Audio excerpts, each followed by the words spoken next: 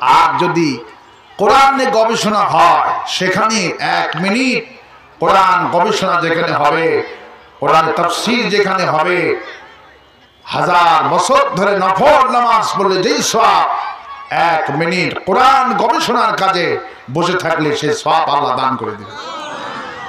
নবী করিম সাল্লাল্লাহু আলাইহি ওয়াসাল্লামের তাফসীরের মাহফিলে একটা ছেলে সংসারের কোনো কাজ না করে শুধু বিশ্বনবী তাফসীর শুনতো, তার মসজিদে বসে কোরআনের আলোচনা শুনতে। সেই ছেলেটা পিতা এবং ভাইরা এসে রাসূল সাল্লাল্লাহু আলাইহি ওয়াসাল্লামকে নালিশ করলো, হুজুর আমার বিশাল খেজুরের বাগান, আমার বাগানটা একটু পানি দিলে উপকার হয়, কিন্তু এই ছেলেটা আমার সংসারের কোনো কাজ করে না, শুধু রাত দিন আপনার কদমে আপনার নববীতে পড়ে থাকে আর আপনার কোরআনের তাফসীর শোনে। হুজুর এর কি সংসারের কাজ করতে হবে না? রাসূল সাল্লাল্লাহু আলাইহি ওয়াসাল্লাম তার পিতাকে বললেন, তোমার ছেলে যে আমার দরবারে এসে কোরআনের তাফসীর শোনে, এই জন্য আল্লাহ তোমার খেজুর বাগানে বাম্পার ফলন দিয়েছে। যেই পরিবারের ভিতর থেকে, যেই দেশের ভিতর থেকে, এলাকার ভিতর থেকে এই যে এলাকার মাহফিল হতেছে, এই জন্য এই এলাকাকে আল্লাহ মালামাল করে দিবে, এই এলাকার মানুষকে গজব থেকে আল্লাহ বাঁচায় দিবে। সিন্নি খাইলো যার জন্য মোল্লা চিনল না। ঠিক কিনা বলি? কোরআনের কারীমের বরকতে এলাকার মানুষের আকাশ থেকে বরকত নাজিল হয়। সুবহানাল্লাহ। আমার ভাইরা, কোরআন হলো আমাদের জন্য মূল। কোরআনটা কেন শুনতে আসছি? কেন কোরআন শুনতে আসছি? কোরআন শুনতে এসেছি, আমাদের অন্তরে রোগ আছে। আমাদের অন্তরে কি আছে? আমাদের অন্তরে রোগ আছে। এই রোগটাকে দূর করার জন্য আল্লাহ পাক বলছেন, ফি কুলুবিহিম মারাদুন, তোমাদের অন্তর সময় আছে রোগ, আর এই রোগটাকে ভালো করার জন্য আমি আল্লাহ কোরআন দিয়েছি। মানুষের রোগ হয় 2 ধরনের, একটা হলো শারীরিক রোগ আর একটা হলো অন্তরের রোগ। শারীরিক যে রোগগুলো হয়, ডায়াবেটিস হলো, ক্যান্সার হলো, হার্টের অসুখ হলো, এই সব হয়ে যদি মরে যান আপনি জাহান্নামে হবেন না। কিন্তু অন্তরে যে রোগ হয়, অন্তরে যে রোগ হয়, এই রোগকে যদি চিকিৎসা না করেন, কিন্তু যার চিকিৎসা করা বেশি জরুরি মুসলমান, সেই চিকিৎসার ধারের কাছেও যায় না। ক্যান্সার হলে পরে পরিবারের মাথা খারাপ হয়ে যায়, কোথায় গেলে ক্যান্সারটা ভালো হবে।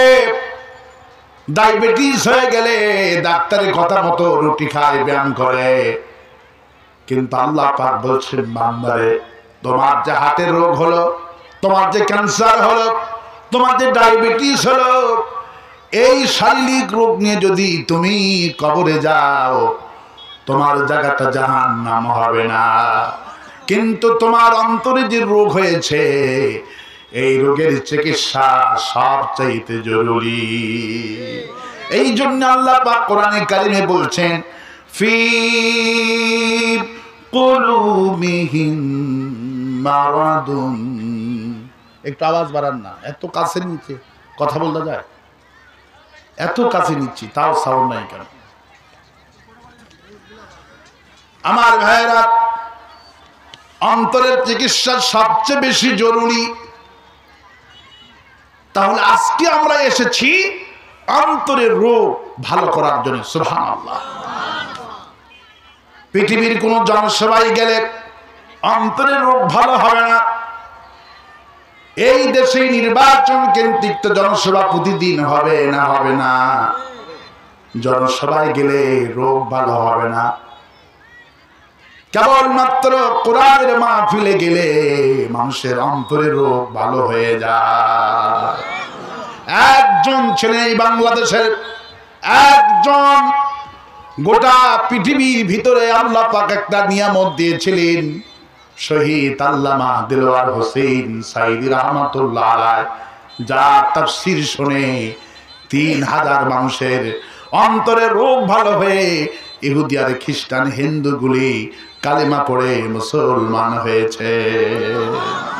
তাহলে বলেন তো, যা তাফসীর মাহফিলে গিয়ে হিন্দুর অন্তরের রোগটা ভালো হয়ে উনি সঙ্গে সঙ্গে পড়ে না লা ইলাহা ইল্লাল্লাহ, লা ইলাহা লা ইলাহা ইল্লাল্লাহু মুহাম্মাদুর রাসূলুল্লাহ সাল্লাল্লাহু, যার নেক্সারে যার আলোচনা শুনে মানুষের অন্তরের রোগ ভালো হয়ে যেত। আল্লামা সাঈদী ছিলেন মানুষের অন্তর সমূহের ডাক্তার। সুবহানাল্লাহ। আমরা হার্টের ডাক্তারের কদর করি, চোখের ডাক্তারের কদর করি, কিডনির ডাক্তারের সম্মান করি, কিন্তু হার্ট অপারেশন যদি যে ডাক্তারগুলি করে, এই ডাক্তারের সম্মান যতটুকু নয়, আর মানুষের অন্তরে যে চিকিৎসা যারা করে এদের সম্মান হাজার হাজার গুণ বেশি। সুবহানাল্লাহ। কারণ আপনি কিডনি দুটি নষ্ট হয়ে মরে গেলেন, আপনি জাহান্নামে হবেন না। ক্যান্সার আক্রান্ত হয়ে মরে গেলেন, ঠিক আছে বাবা, ঠিক আছে থাক, ওটা আমার কানে লাগতে হবে। একটু উঁচু করে দাও আব্বু, আমার দিকে উঁচু করে দাও বাবা। মাইক সুন্দর আছে, আমার কানে না আসলে আমার কথা বুঝতে পারতেছি না। হ্যাঁ, সুন্দর করে আমার করে দিকে দাও। ধন্যবাদ, মাশাআল্লাহ, আল্লাহ হায়াত দারাজ করে দিক, বলে আমিন। শুকরিয়া। তাহলে আমরা এসেছি অন্তরের রোগ ভালো করার জন্য। কিসের রোগ ভালো করার জন্য এসেছি? আর এই অন্তরের রোগ ভালো করতে গেলে পৃথিবীর কোন ডাক্তারের কাছে চিকিৎসাগুলি পাবেন না। আল্লাহ পাক বলছেন, বান্দারে, কোন ডাক্তার এই চিকিৎসা অন্তরের রোগের ওষুধগুলি আবিষ্কার করবে না। তোমার অন্তরে যে পাপের কারণে রোগটা হলো, এই রোগের ওষুধ আমি আল্লাহ আবিষ্কার করেছি। ওয়ানুনাজ্জিলু, পরে একটু আওয়াজ দেন না, কি হলো? ওয়ানুনাজ্জিলু মিনাল কুরআনি মা হুয়া শিফাউ ওয়া রাহমাতুল লিল মুমিনিন ওয়ালা ইয়াজিদুল যালিমিনা ইল্লা খাসারা। আল্লাহ পাক বলছেন, এই কোরআনটা হলো কেবলমাত্র মুমিনদের জন্য অন্তরের ঔষধ। সুবহানাল্লাহ। এখন যেই রোগ ভালো না হলে আপনি জাহান্নামে যাবেন, সেই রোগের নাম হলো ফি কুলুবিহিম মারাদুন, অন্তরের রোগ। এখন এই রোগ ভালো কার হবে আর কার হবে না, আল্লাহ পাক সেই কথাও বলছে। সুবহানাল্লাহ। এই অন্তরের রোগ ভালো হবে মুমিনদের। মুমিন কারা? যারা কোরআন বিশ্বাস করে। কে বলছেন? কোরআন বিশ্বাস করা মানে কি? শুধু কোরআন শরীফ খতম করবে আর মাহফিল অতিথি থাকবে, মসজিদ বানাবে, মাদ্রাসা বানাবে, এর নাম কি বিশ্বাস? এর নাম বিশ্বাস নয়। কোরআন আল্লাহ পাক চুরি করলে হাত কাটতে হবে সে আইন দিয়েছেন। যদি হত্যা করে, হত্যার বদলে হত্যা, চোখের বদলে চোখ, নাকের বদলে নাক, কানের বদলে কান, দাঁতের বদলে দাঁত, জখমের বদলে জখম, এই আইনটা কে দিছে? এখন আল্লাহ বলছে যে এই সমস্ত আইনটা আমি দিয়েছি, কিন্তু অনেক মুসলমান আছে শুধু কোরআন শরীফ খতম করে, কিন্তু কোরআনে কারিমের আইন চালু হোক সমাজে চায় না। বরঞ্চ যারা আল্লাহর আইন চায়, কোরআনের শাসন কায়েম হোক, এটা যারা চায় তাদেরকে ধরে ফাঁসি দিয়া মারে। আমাদের আল্লামা সাঈদী হুজুরকে জেলে বন্দি করে কি হিন্দু করেছে? কে করেছিল? মুসলমান করেছিল। তাহলে যেই মুসলমানেরা কোরআনের আলিমদেরকে জেলে বন্দি করে, ছোট্ট পিচ্চি রফিকুল ইসলাম মাদানিকে জেলে বন্দি করলেন, আলেমদেরকে ফাঁসি দিয়া মারলো, এরা কি কোরআন বিশ্বাস করে? আল্লাহ পাক বলছেন এদের পরিচয় শোনো।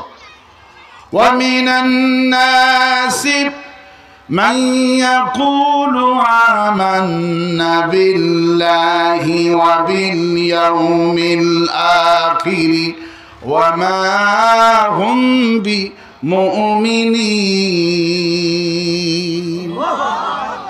মানুষের মধ্যে কিছু লোক আছে যারা মুখে মুখে বলে ঈমান আনছি আল্লাহর প্রতি, পরকালের প্রতি বিশ্বাস করে। আল্লাহ কয় ওমা হুম বিমুমিনিন, এরা মুমিন না, এরা হলো বাটপার। আল্লাহ পাক বলেন ওয়া নুনাজ্জিলু মিনাল কুরআনি মা হুয়া শিফাউ ওয়া রাহমাতুল লিল মুমিনিন ওয়ালা ইয়াজিদুল যালিমিনা ইল্লা খাসারা। আল্লাহ পাক বলেন মুমিনদের জন্য এই কোরআনটাকে ওষুধ বানিয়ে দিলাম, আর যারা জালেম এদের অন্তরের রোগ ভালো হবে না। কারণ কোরআন পড়ার পরেও মানুষের প্রতি জুলুম করে, কোরআন পড়ার পরেও চাঁদাবাজি করে, আছে না না? কোরআন পড়ার পরে মানুষের জমি দখল করে, কোরআন পড়ার পরেও আল্লাহর আইনটা মানে না। আল্লাহ পাক বলছেন ওয়ালা ইয়াজিদুল যালিমিনা ইল্লা খাসারা।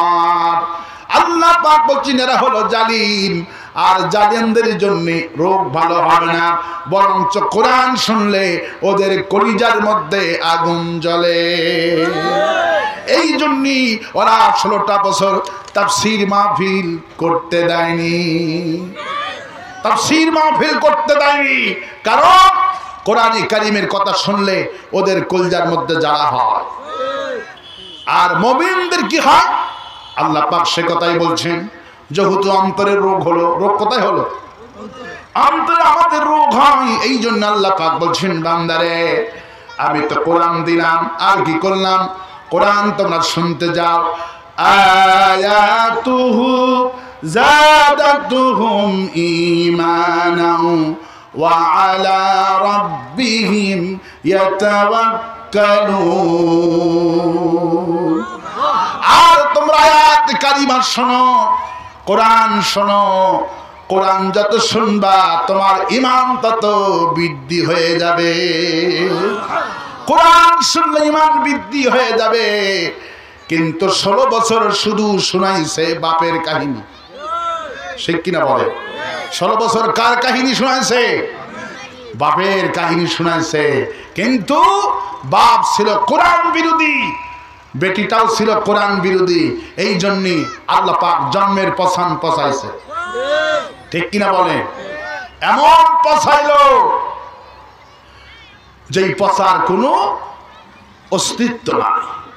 কিয়ামত পর্যন্ত আওয়ামী লীগ শব্দ বাংলাদেশে আর উচ্চারণ হবে না। কারণ আওয়ামী লীগ ছিল কোরআন বিরোধী। কি বিরোধী? কোরআন বিরোধী ছিল। আমার ভাইয়েরা, ভয় পাওয়ার কোনো কারণ নাই, হতাশ হওয়ার কোনো কারণ নাই। আল্লাহ পাক বলছেন ফি কুলুবিহিম মারাদুন, মানুষের অন্তর সমূহে আছে রোগ, আছে বেদি। আর এই বেদি ভালো করতে গেলে কোরআন লাগবে। কি লাগবে বলেন? কোরআন লাগবে। বেদির ওষুধ হলো কোরআন। আর এই কোরআনে কারীম ছাড়া মানুষের অসুখ ভালো হবে না। এই জন্য 50টি বছর ধরে আমাদের কোরআনের পাখি শহীদ আল্লামা সাইদি রহমাতুল্লাহ আলাইহি এই জাতিকে কোরআন দিয়ে তিনি চিকিৎসা করেছিলেন। প্রতিটি তাফসীর মাহফিলে, কোন তাফসীর মাহফিলে 20 জন, কোন তাফসীর মাহফিলে 30 জন, একজন তো বটে।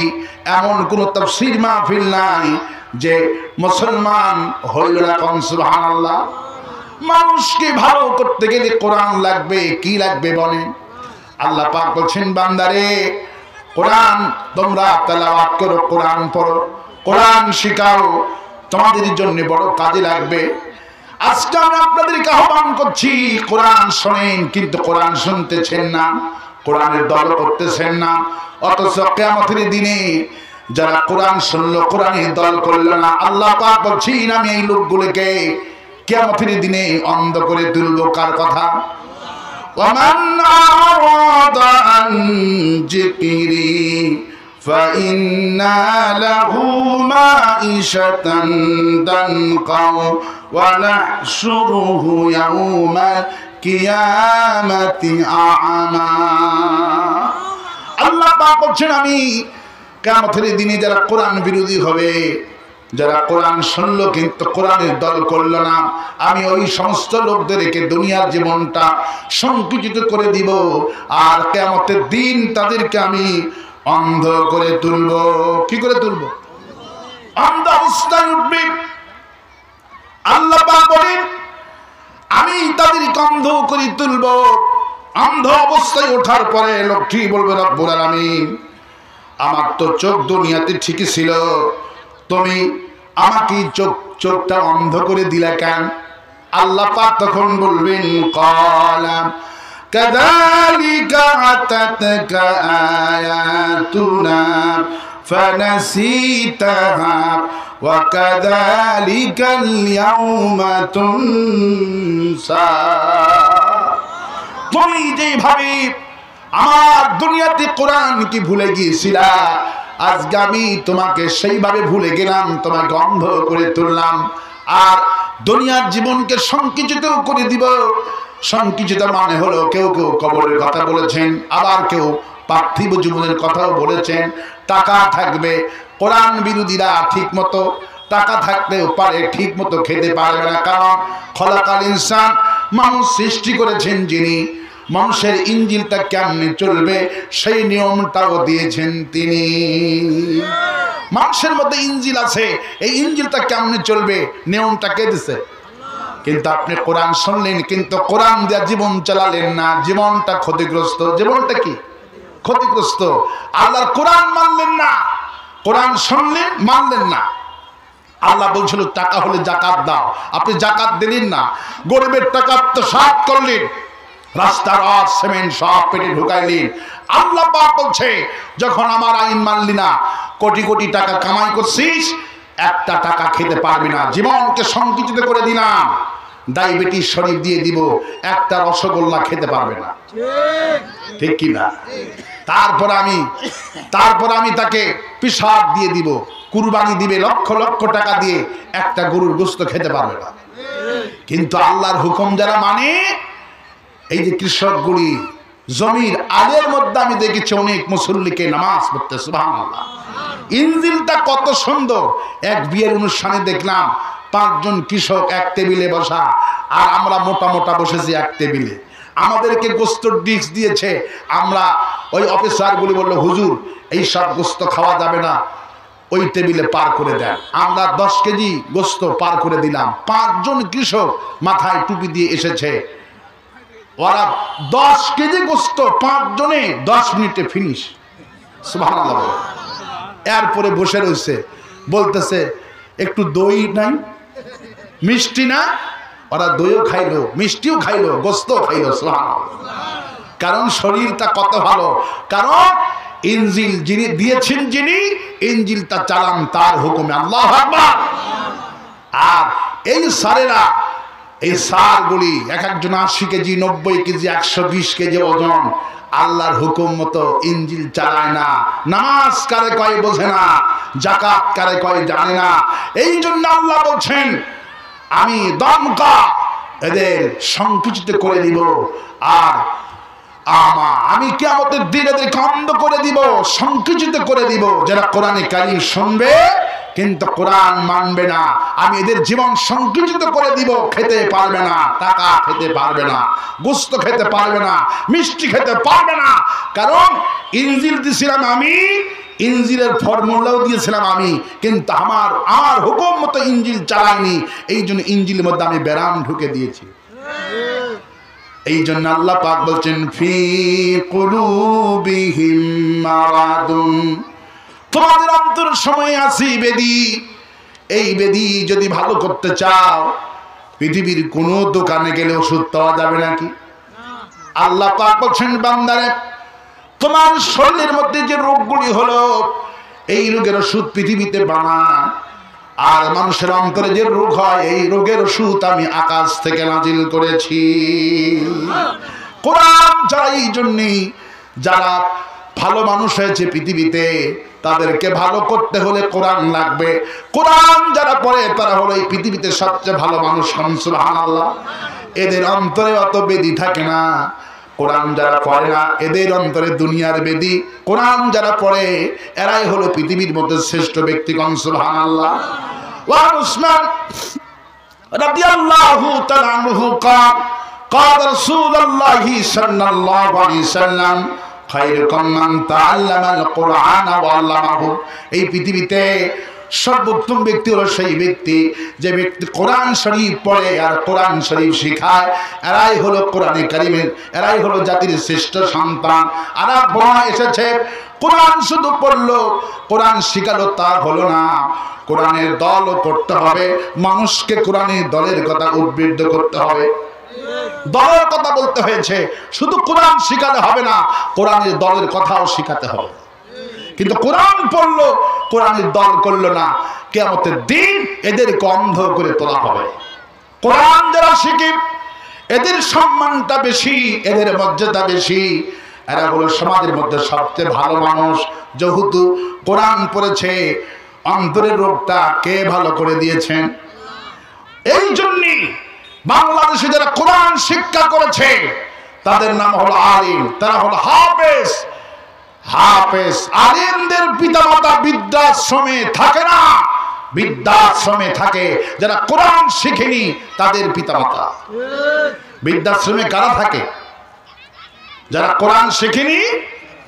তাই যে সন্তানকে এসপি বানিয়েছিল, ডিসি বানিয়েছিল, মন্ত্রী বানিয়েছিল, এমপি বানিয়েছিল, বড় বড় শিক্ষিত করেছিল, ওই সব শিক্ষিত মানুষগুলি বৃদ্ধাশ্রমে পিতামাতাকে রেখে আসে।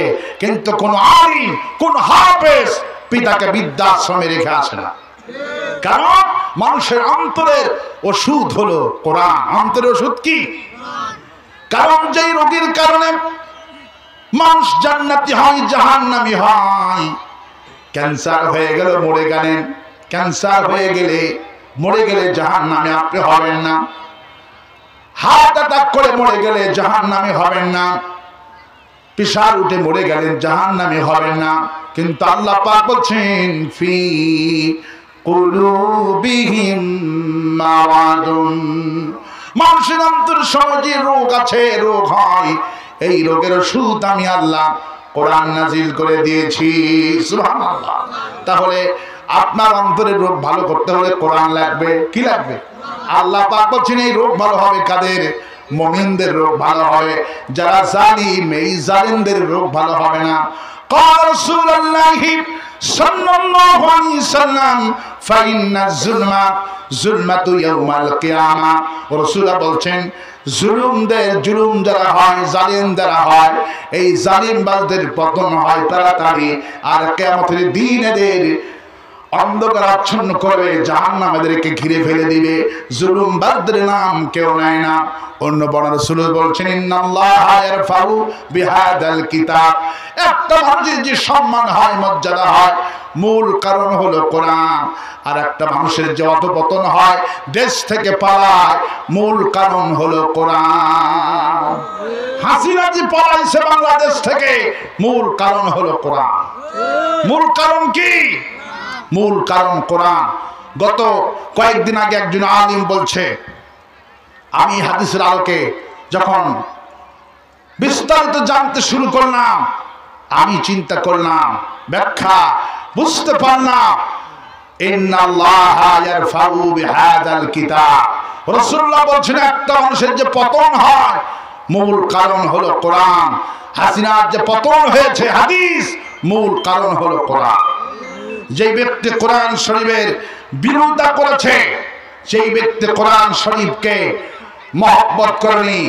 কোরআন শরীফ শুধু খতম করেছে, কিন্তু কোরআন শরীফকে আইনের কিতাব মানেনি। বরং যাদের আল্লাহর আইন চায় এদেরকে ফাঁসি দিয়ে হত্যা করে। এদের সম্মান মর্যাদা পৃথিবীতে কেমন হয়? একজন আলিম বলছেন, আমাকে আমার খালা হঠাৎ করে রাত 8টার দিকে ফোন দিল, দিয়ে বলছে বাবা তোমার 2 খালাতো ভাইয়ের একই দিনে, আমার বড় ছেলে এবং ছোট ছেলে একদিনে সকালে এবং বিকালের মধ্যে 2 সন্তান, 2 ছেলেকে আল্লাহ পাক বড় ছেলেকে দিয়েছেন মেয়ে আর ছোট ছেলেকে দিয়েছেন ছেলে। আলহামদুলিল্লাহ। বাবা তুমি আলিম হিসাবে তোমার এই ভাতিজির জন্য ইসলামিক নাম রাখো। তখন বলছে খালা ছেলের নাম আমার পছন্দ মতো রাখলে আপনার পছন্দ হবে নি। খালা বলল বলো কি নাম? বলল আমি ছেলে সন্তানের নাম রেখে দিচ্ছি আমার খুব পছন্দের নাম শহীদ আল্লামা দিলওয়ার হোসেন সাইদি। খালা শুনে বলছে আলহামদুলিল্লাহ, এই নামকে আমি খুব মহব্বত করি, আমি আল্লামা সাইদি হুজুরের 40 বছর ধরে ভক্ত। সুবহানাল্লাহ। এবার বলছে বাবা মেয়ে যে হয়েছে মেয়েটার নাম দাও। তখন বলছে খালা মেয়েটার নাম এই মুহূর্তে আমি রেখে দিলাম হাসিনা। কি নাম? যখনই বলছে হাসিনা রেখে দিলাম, খালা নাকি 30 সেকেন্ড কোনো কথা বলেনি। 30 সেকেন্ড বন্ধ ছিল। 30 সেকেন্ড পর বলছে বাবা তুই আলিম না জালিম? কই কেন? কই হাসিনা কেন রেখে দিলি না? এই হাসিনা হলো জুলুমবাজ।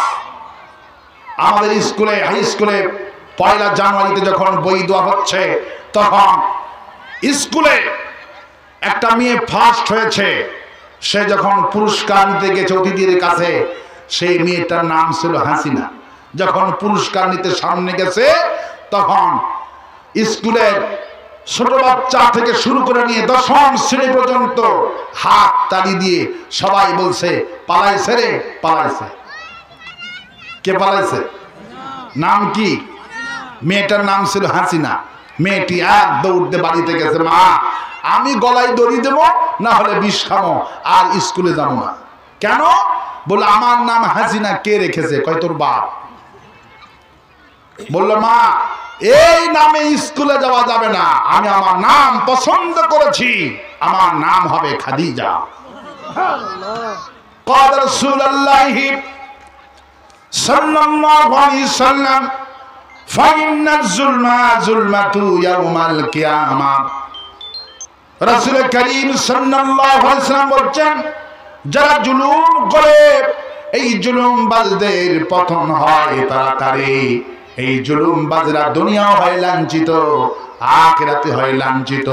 যারা কোরআনে কারিমের কর্মী ছিলেন, আবু জেহেল সেই যুগে কোরআনে কারিমের কর্মীদেরকে হত্যা করলেন, সুমাইয়াকে মারলেন।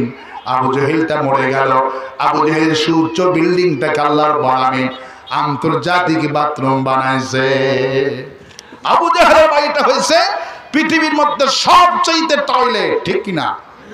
আর যারা যুগে যুগে কুল সিরু ফিলা ফানজুর কাইফা আকিবাতুল মুকাজ্জিবিন, দুনিয়া ঘোরো জালেমদের পতন কিভাবে আমি আল্লাহ করেছি দেখো। আবু জেহেলের বাড়ি কোরআন বিরোধী হওয়ার কারণে আবু জেহেলের বাড়িটা যেইভাবে আন্তর্জাতিক বাথরুম হয়েছে, হাসিনার গণভবন আজকে আন্তর্জাতিক বাথরুমের পর্যায়ে পৌঁছে গেছে। এখন কুকুরে মানুষে গাঁজা খায়, তার বাড়িতে পায়খানা করতেছে। আর আসতে কম ঠিক